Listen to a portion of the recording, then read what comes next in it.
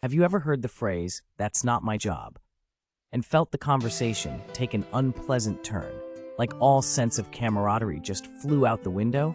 Or maybe someone shut down your idea with, "We tried that before," and you got the impression that fresh thinking wasn't welcome.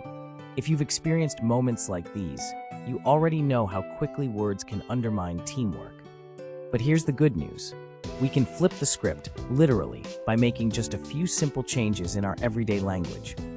In today's video, I'm taking you through 21 powerful "don't say this, say that" swaps that will boost positivity, respect, and collaboration in any organization. These aren't just feel-good phrases.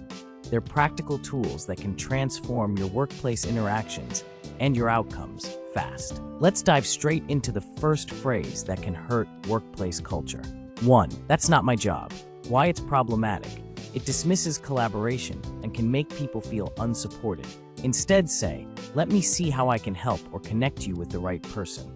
Why it helps. It fosters a sense of teamwork and shared responsibility. 2. That's a bad idea. Instead say, "Interesting perspective. Let's explore how we can make it work or find an alternative." Why it helps. Avoids shutting people down and encourages open-mindedness. 3. You're wrong.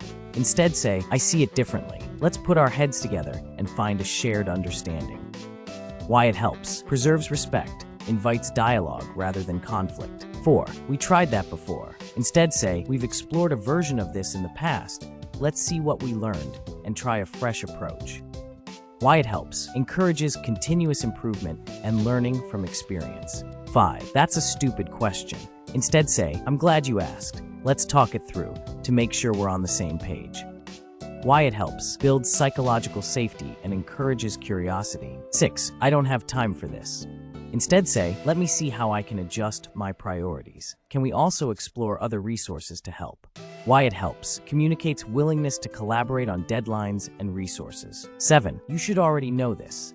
Instead say, "Let's walk through the details together. I'm happy to clarify any points." Why it helps. Respects different learning curves and maintains a supportive tone. 8. That's not how we do things here. Instead say, "That's a new approach. Can you tell me more about how you see it working?" Why it helps. Keeps the door open to innovation and new ideas. 9. Just do what I say. Instead say, "Here's the direction we need to go. I'd love your input on how best to get there." Why it helps. Balances clear leadership with respect for others' expertise. 10. You're not listening to me. Instead say, "Let's clarify our points to ensure we both feel heard." Why it helps. Keeps communication constructive and centered on mutual understanding. 11. You're doing it wrong. Instead say, "Let's try looking at it from another angle and see what we can improve." Why it helps. Encourages problem solving rather than blame. 12. I told you so. Instead say, "Let's figure out what we can learn from this and do better next time." Why it helps. Focuses on future solutions rather than pointing fingers. "This is never going to work." Instead say, "Let's define what success would look like and brainstorm ways to get there." Why it helps. Shifts the mindset from defeatist to solution-focused. 14. No one ever told me that.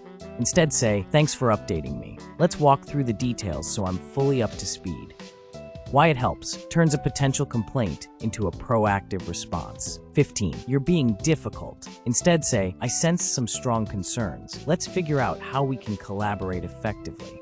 Why it helps. Validates emotions and aims to find common ground.